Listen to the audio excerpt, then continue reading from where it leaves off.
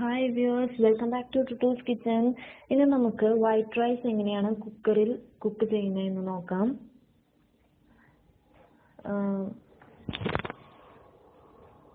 Cooker വെച്ചിട്ടുണ്ട്. കുക്കറിലേക്ക് നമ്മൾ കഴുകി വൃത്തിയാക്കിയ അരി ഇട്ട് കൊടുക്കുക.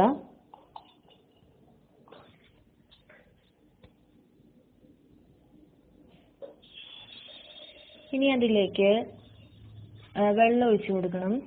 വെള്ളത്തിൻ്റെ അളവ് എത്രമാത്രം ഒഴിക്കണമെന്ന് ഞാൻ കാട്ടിത്തരാം. നമ്മൾ കുക്കറിൽ റൈസ് കുക്ക് ചെയ്യുമ്പോൾ പലരും പറഞ്ഞു കേട്ടിട്ടുണ്ട്, ചോറ് ഭയങ്കരമായിട്ട് കുഴഞ്ഞു പോകുന്ന ഇതിലാണ്, പിന്നെ വെള്ളം ഒലിച്ചിരിക്കുന്നു, അങ്ങനത്തെയൊക്കെ പല പരാതികളും പറയാറുണ്ട്. പക്ഷേ ഈ രീതിയിൽ ഞാൻ കുക്ക് ചെയ്തിട്ട് ഇതുവരെ ഒന്നും ആയിട്ടില്ല.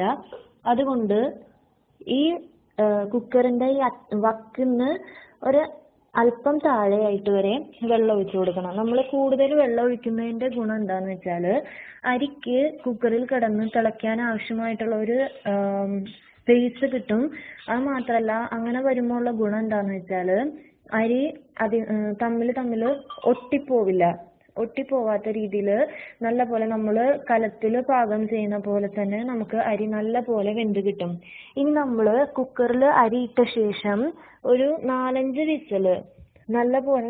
വിസിൽ പോയ ശേഷം മാത്രമാണ് നമ്മൾ കുക്കർ ഫ്ലെയിം ഓഫ് ചെയ്യാൻ പാടുള്ളൂ. ശ്രദ്ധിക്കേണ്ട കാര്യം എന്താണെന്ന് വെച്ചാൽ, കുക്കറിൽ നമ്മൾ വിസിൽ വെച്ച് അപ്പം തന്നെ ഹൈ ഫ്ലെയിമിൽ ഒരിക്കലും ഇടരുത്. നമ്മൾ വളരെ ലോ ഫ്ലെയിമിൽ ഇട്ടിട്ട് വേണം കുക്കറിൽ നമ്മൾ പാകം ചെയ്യാനായിട്ട്. എന്താണെന്ന് വെച്ചാൽ, നമ്മൾ ഹൈ ഫ്ലെയിമിൽ പാകം ചെയ്യുമ്പോൾ ഉണ്ടാകുന്ന പ്രശ്നം എന്താണെന്ന് വെച്ചാൽ, വേഗം വിസിൽ പോകും, പക്ഷേ ഉള്ളിൽ അരി ആവശ്യത്തിന് വെന്തിട്ടുണ്ടാവില്ല. അപ്പം നമ്മൾ 5 വിസിൽ പോയാലും നമ്മൾ തുറന്ന് നോക്കുമ്പോൾ അത് ആവശ്യത്തിന് വെന്തിട്ടുണ്ടാവില്ല. ഇപ്പോൾ ഇവിടെ 5 വിസിൽ പോയിട്ടുണ്ട്. നമ്മൾ ചോറ് കലത്തിലിട്ട് വേവിക്കുന്ന പോലെ തന്നെ നന്നായിട്ട് വെന്തിട്ടുണ്ട്.